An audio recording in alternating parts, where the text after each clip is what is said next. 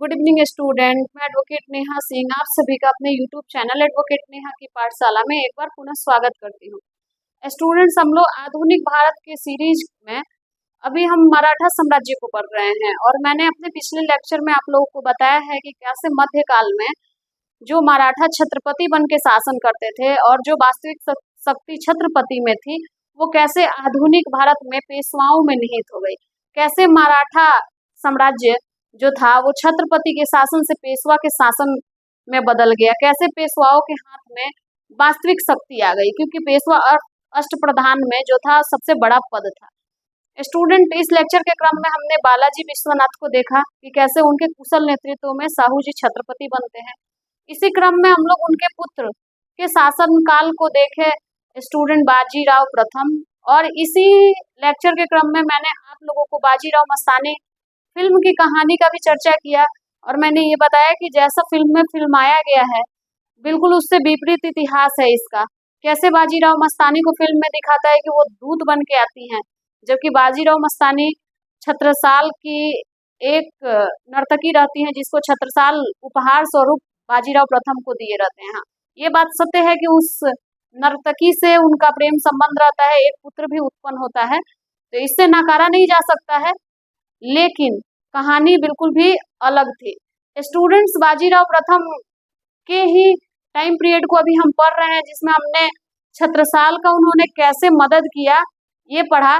इसके बाद क्या होता है स्टूडेंट, जो उनका कंसेप्ट रहता है जब वो छत्रसाल की मदद करते हैं और छत्रसाल जब विजित हो जाते हैं और बुंदेलखंड पे छत्रसाल का अधिकार बरकरार रहता है, इसके बाद जब बाजीराव वापस लौटते हैं तो बाजीराव एक स्टेटमेंट देते हैं। स्टेटमेंट उनका क्या रहता है, वैसे भी हिंदू पदशाही को स्थापित करने का सपना इनका भी रहता है, शिवाजी के सपने को पूरा करने का लक्ष्य लेके ये चलते हैं।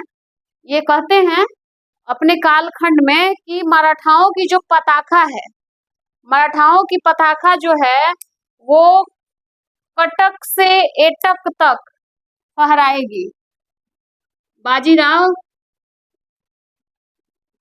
मराठा की पताका कटक से एटक तक फहराएगी।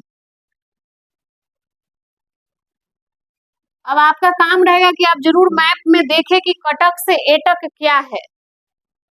कटक से एटक तक फहराने का जो उन्होंने बात कहा, तो आखिर कटक से एटक क्या था। इसके साथ ही स्टूडेंट्स मैं आप लोगों को बता दूं कि उस टाइम, क्योंकि हम लोग परवर्ती मुगल काल को पढ़ चुके हैं, उस टाइम मुगल कमजोर होते गए थे और धीरे धीरे उनका जो शासन करने की प्रक्रिया थी वो बिल्कुल ही डिफरेंट पहले के मुगल शासकों से हो गई थी। बंगाल स्वतंत्र हो चुका था, हैदराबाद स्वतंत्र हो चुका था, बुंदेलखंड स्वतंत्र हो चुका था, अवध स्वतंत्र हो चुका था। अब ये जो मुगल थे वो कमजोर हो चुके थे, तो बाजीराव प्रथम ने कहा कि हम अगर मुगलों को पराजित कर देते हैं तो संपूर्ण भारत पे हमारा अधिकार हो जाएगा। और स्टूडेंट, तो इसके लिए भी उन्होंने एक स्टेटमेंट कहा। उन्होंने मुगल साम्राज्य को एक सूखे वृक्ष की तरह बताया और कहा कि आओ हम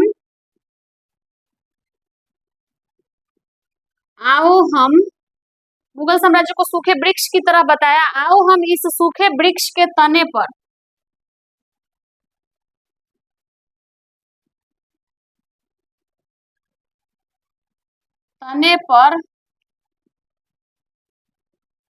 सूखे वृक्ष के तने पर प्रहार करें, और क्योंकि अगर सूखे वृक्ष के तने पे प्रहार होगा तो वृक्ष अपने आप ही नष्ट हो जाएगा। तना पे प्रहार करने के लिए बोल रहा है क्योंकि इसकी अलग अलग डालियां क्या थी, तो अवध, हैदराबाद, बुंदेलखंड जो था, रुहेलखंड था, ये सारे स्वतंत्र हो चुके थे, बंगाल था स्वतंत्र हो चुका था, तो ये सब क्या थे, टहनियां थी। और मुगल साम्राज्य मुगल शासक क्या था, या मुगल शासक जो शासन कर रहे थे आगरा और दिल्ली से, तो ये क्या थे, ये तने की भांति थे। तो इन्होंने कहा कि अगर हम तने को समाप्त कर देंगे तो अपने आप क्या हो जाएगा, संपूर्ण देश पर मराठाओं का शासन स्थापित हो जाएगा। इसके बाद बाजीराव प्रथम के स्टूडेंट मृत्यु हो जाती है।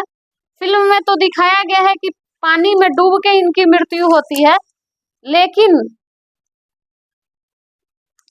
इनकी मृत्यु 1740 में हो जाती है। 1740 में मृत्यु हो जाती है। क्यों? तो टाइफाइड होने के कारण। टाइफाइड होने के कारण इनकी मृत्यु होती है। कहाँ होती है? तो नर्मदा नदी के तट पर।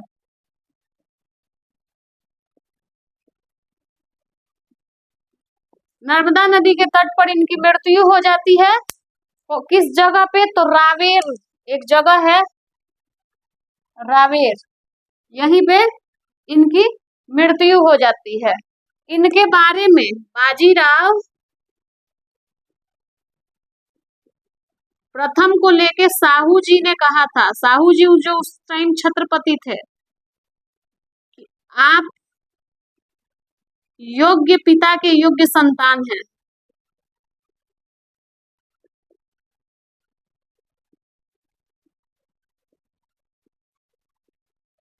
आप समझ सकते हैं स्टूडेंट कि इन्होंने ऐसा क्यों कहा कि आप योग्य पिता के योग्य संतान हैं, क्योंकि बाजीराव प्रथम के पिता बालाजी विश्वनाथ के सहयोग से ही साहू जी छत्रपति बने रहते हैं। उन्हीं के नेतृत्व में पुनः मराठा सरदारों को इकट्ठा किया गया रहता है, एकत्रित किया गया रहता है। इसीलिए वो संज्ञा देते हैं इनको कि आप योग्य पिता के योग्य संतान है। तो ये कहानी थी आपकी बाजीराव प्रथम की। इसके बाद नेक्स्ट सरदार है, नेक्स्ट पेशवा है बालाजी बाजीराव। इसको नोट कर लीजिए स्टूडेंट। इसके बाद हम बालाजी बाजीराव को पढ़ाते हैं।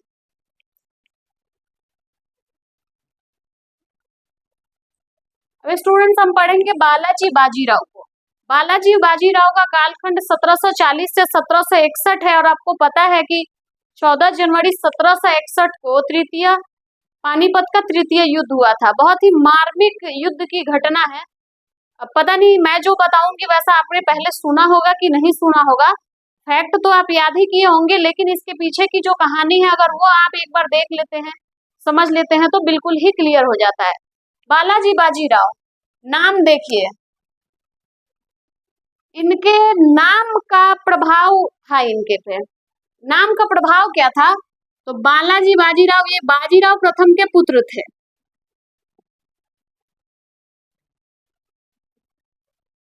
बालाजी दादाजी के नाम से ले लिया गया और बाजीराव पिता के नाम से ले लिया गया।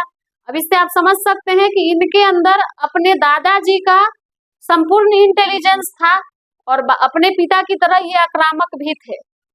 ये अपने पिता की तरह आक्रामक और सोच और सूझबूझ में ये अपने दादाजी की तरह सुलझे हुए व्यक्ति थे। ये मैं याद करने के लिए बता रही हूँ। इनका कालखंड 1740 से 1761 था। इनके समय में क्या था कि इनके एक चचेरे भाई थे, सदाशिव राव भाऊ। बाजीराव प्रथम के साथ ये हमेशा रहे थे। जो सदाशिव राव भाऊ रहते हैं ये बाजीराव प्रथम के साथ रहते हैं। होता क्या है यहाँ पे कि सदाशिव राव भाऊ जो रहते हैं बाजीराव के साथ जब रहते हैं तो उस दौरान बाजीराव प्रथम जितने आक्रामक रहते हैं उससे ज्यादा आक्रामक ये रहते हैं। अगर बाजीराव प्रथम ये सोचते हैं कि कल हैदराबाद पे मान लीजिए आक्रमण करना है, तो ये कहते थे कि कल का क्यों इंतजार करना, आज ही कर देते हैं, 24 घंटा का टाइम बचेगा। तो अब आप इससे उम्मीद कर सकते हैं कि ये कितने आक्रामक रहते हैं। बाजीराव की मृत्यु के बाद बालाजी बाजीराव शासक बनते हैं, लेकिन उनके अंदर सारी कुशलता और सारी कौशल होने के बावजूद भी वो अपने भाऊ के सामने बिल्कुल ही नॉर्मल हो जाते हैं। अर्थात ये इनके सदाशिव राव भाऊ के संरक्षण में शासन कर रहे थे, क्योंकि इनका बहुत ज्यादा समय इनके पिता के साथ बीता रहता है। पिता की सारी कुशलता इनके साथ इनके में रहती है, जिसके कारण बालाजी बाजीराव इनके अधीन काम करना पसंद करते हैं। इनसे राय मशवरा लेना, इनके विचारों पे चलना बालाजी बाजीराव का प्रथम उद्देश्य था। इन्हीं के समय में 1750 ईस्वी में संगोला की संधि हुई। और मैं पिछले लेक्चर में बता चुकी हूँ स्टूडेंट की इसी संधि के तहत पेशवा को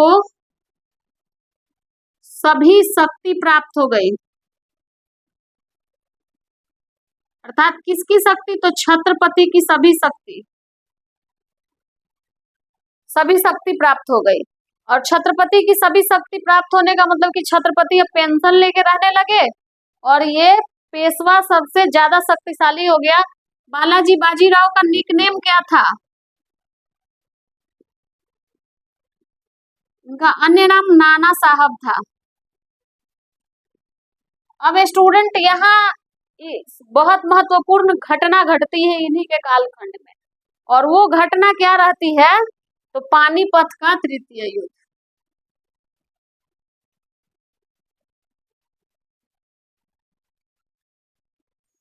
थोड़ा सा पीछे चलेंगे तो स्टूडेंट्स, मैंने आप लोगों को ये बताया था कि अहमद शाह अब्दाली जो नादिर शाह का सेनापति था, अफगानिस्तान से रूल कर रहा था, अफगानिस्तान में ये रूल कर रहा था।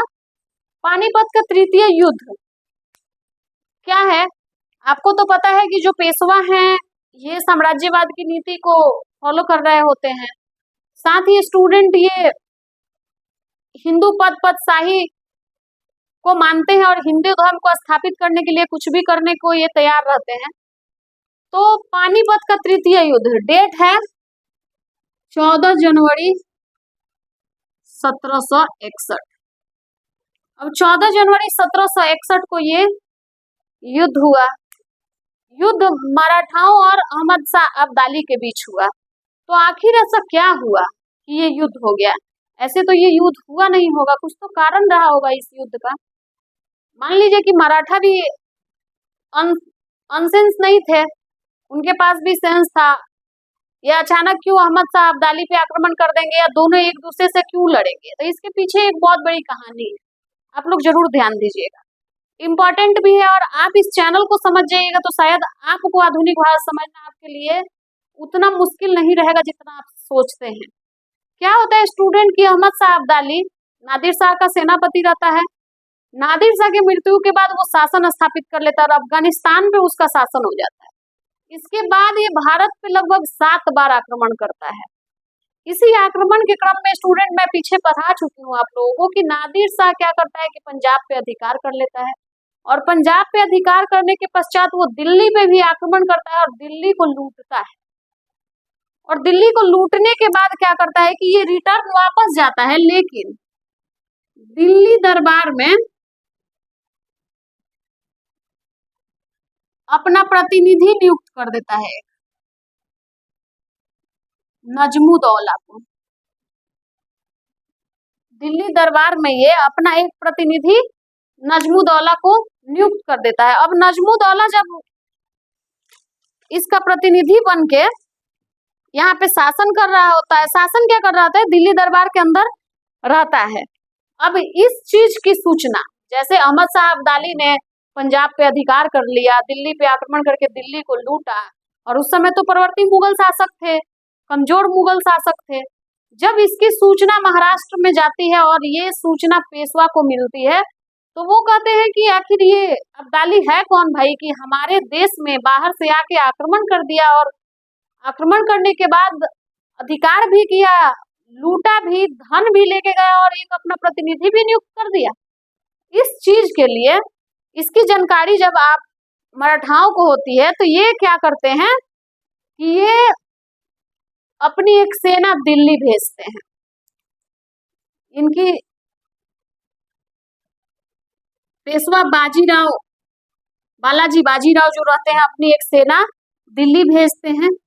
सेना का नेतृत्व करता कौन कौन रहता है? तो इसमें दत्ता जी सिंधिया रहते हैं, दत्ता जी सिंधिया, और एक व्यक्ति और रहते हैं स्टूडेंट, तुकाजी राव होलकर।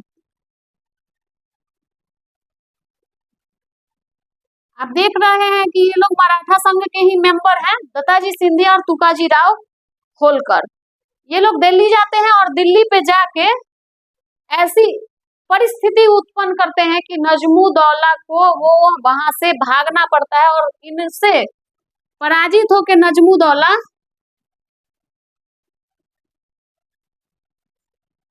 अफगानिस्तान जाते हैं।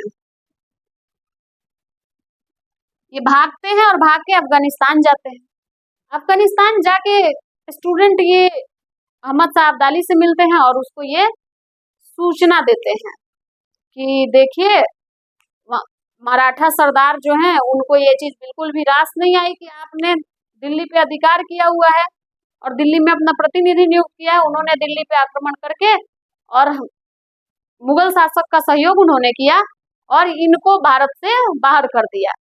इससे क्या हो गया कि अहमद शाह अब्दाली जो था गुस्सा हो गया। अभी गुस्सा ही हुआ था स्टूडेंट, लेकिन मराठा दिल्ली से अब्दाली के प्रतिनिधि को निकाले। इसके बाद इनका मनोबल बढ़ गया। ये बोले कि दिल्ली पर अब हम अपना शासन स्थापित करेंगे ही करेंगे, क्यों ना पंजाब भी चले। स्टूडेंट उस टाइम में जब अहमद शाह अब्दाली पंजाब पे आक्रमण किए रहते हैं और आक्रमण करके पंजाब को विजित कर लिए होते हैं, तो वो वहां पे अपना एक गवर्नर नियुक्त करते हैं और वो गवर्नर उनका पुत्र तैमूर रहता है। वो तैमूर को अपना गवर्नर नियुक्त करके और चले गए रहते हैं।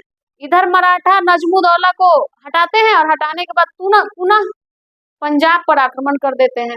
पंजाब पर आक्रमण करने के बाद क्या होता है स्टूडेंट, जब ये पंजाब पर आक्रमण करते हैं तो पंजाब पर आक्रमण करने के बाद तैमूर पे मान लीजिए अचानक किसी का आक्रमण हो जाए, उसको इस बात की सूचना नहीं है, तो वो तो पराजित होगा ही। तैमूर पराजित होता है और पराजित होके ये भी अफगानिस्तान जाता है। अब यहाँ से मैटर बिगड़ जाता है। जब ये लोग पंजाब पे अपना अधिकार कर लेते हैं, कारण क्या रहता है अधिकार करने का, तो पंजाब एक तो दूसरे एक नया क्षेत्र था, नॉर्थ का क्षेत्र था, उस पर एक अधिकार हो गया। मराठा साम्राज्य का साम्राज्यवाद का विस्तार हुआ। उपजाऊ क्षेत्र था, टैक्स वसूलने में बेनिफिट होता, राजस्व ज्यादा होता, बहुत सारी चीजें थी। और साथ ही साथ बाहरी आक्रांताओं को शिकस्त भी देनी थी। तो ये तो हो गया पंजाब पे मराठाओं का अधिकार हो गया।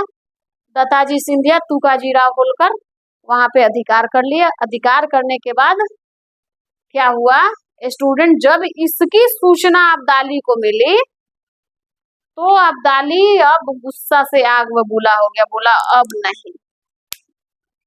अब ये अब्दाली आक्रमण करने के लिए पुनः तैयार हो गए। अब्दाली जब आक्रमण करने के लिए पुनः तैयार हुआ स्टूडेंट, तो वो आपको एक चीज बता देते हैं कि जो मराठा सरदार थे, मराठा के पेशवा थे या छत्रपति जो रहे थे, ये लोग पठारी क्षेत्र में लड़ने के लिए अनुभवी थे। ये लोग गुरिल्ला युद्ध किए थे।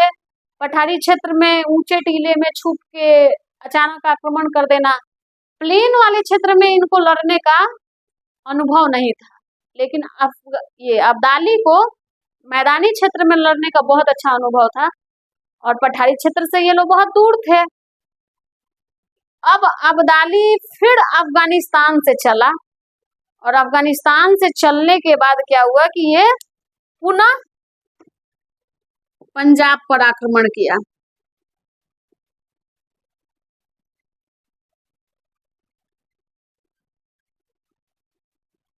पुनः पंजाब पर आक्रमण किया।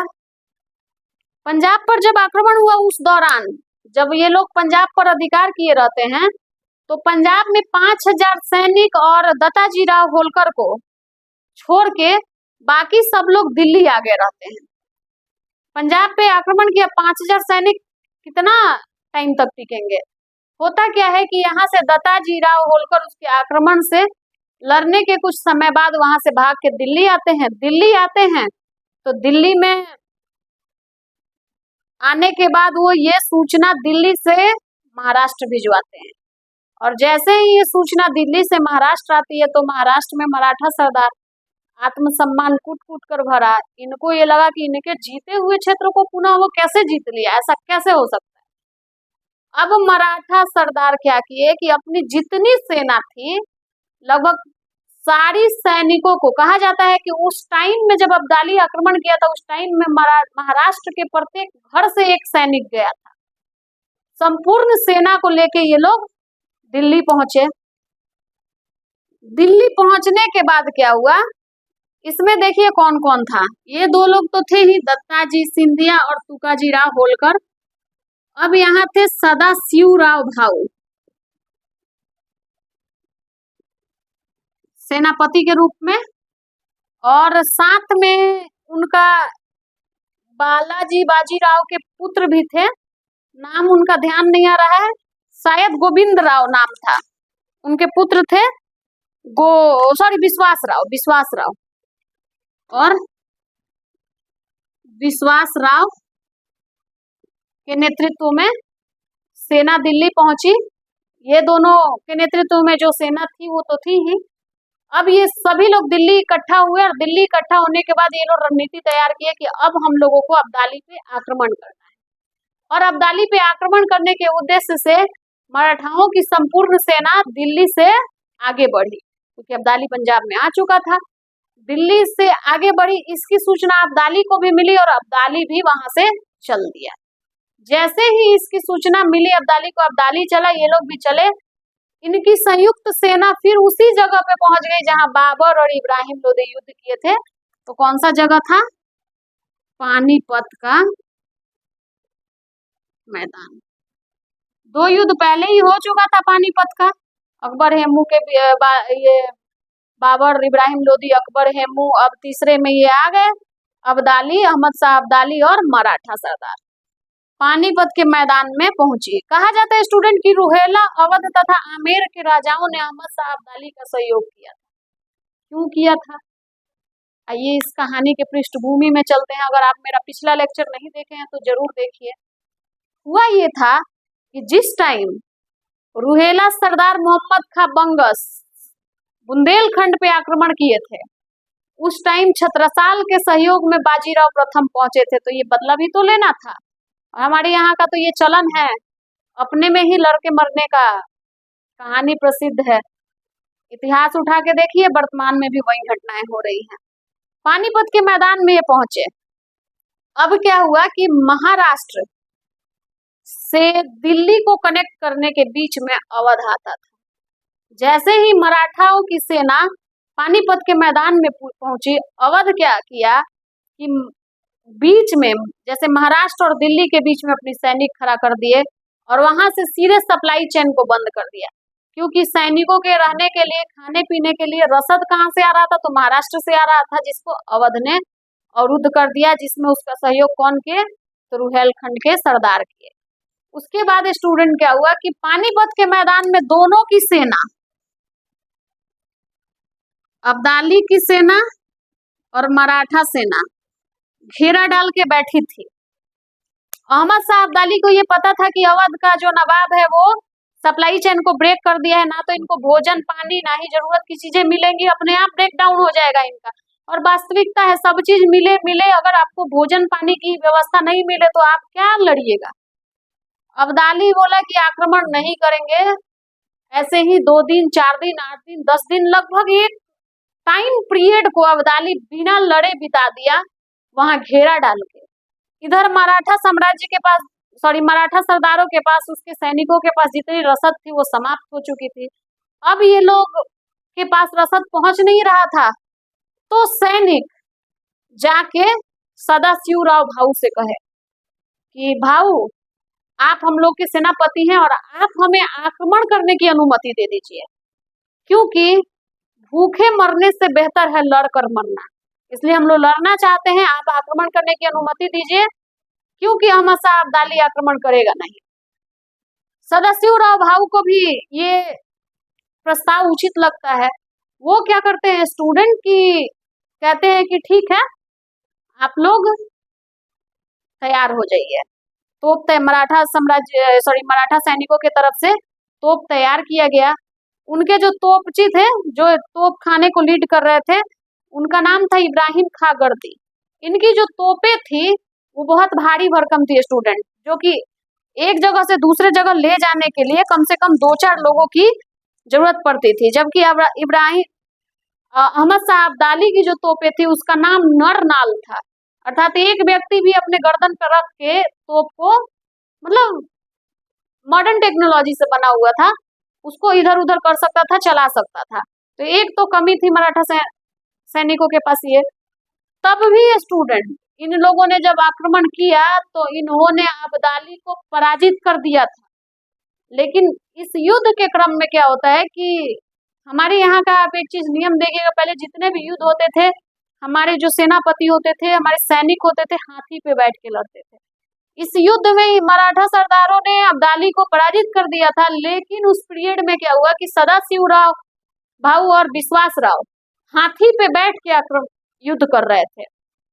अचानक विश्वासराव हाथी से गिर गए थे और गिरने के बाद ये जमीन पर ही लड़ रहे थे अब्दाली के सैनिकों से, लेकिन उनका हाथी खाली था। ये चीज जब सदाशिवराव भाऊ देखे तो पूरा विचलित हो गए और उनको ये लगा कि मैं अपने भाई को क्या जवाब दे पाऊंगा कि मैं रक्षा नहीं कर पाया उसके बेटे का, कि मुझे पहले विश्वासराव को ढूंढना चाहिए। और वो विश्वासराव को ढूंढने के लिए हाथी से कूद पड़े और वो भी जमीन पे युद्ध करने लगे।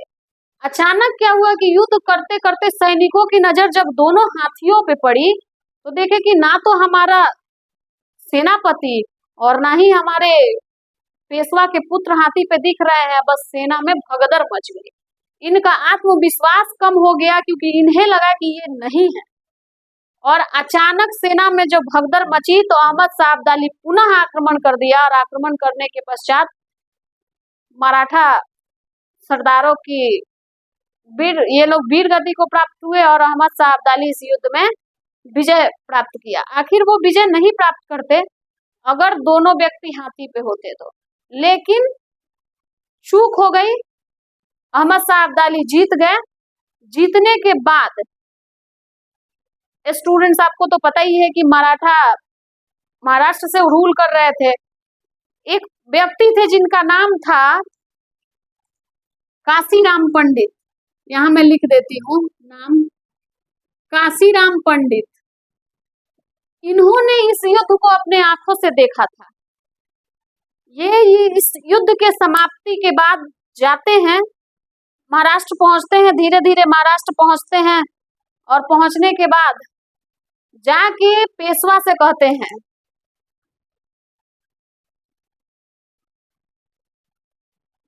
चारों मोती विलीन हो गए।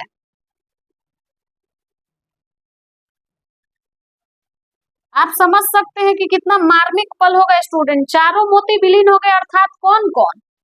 तो आप दत्ताजी सिंधिया, तुकाजी राव होलकर, सदाशिवराव भाऊ और विश्वासराव। तो इनको इन्होंने चारों मोती की संख्या दी कि चारों मोती विलीन हो गए, कौड़ियों का अता पता नहीं।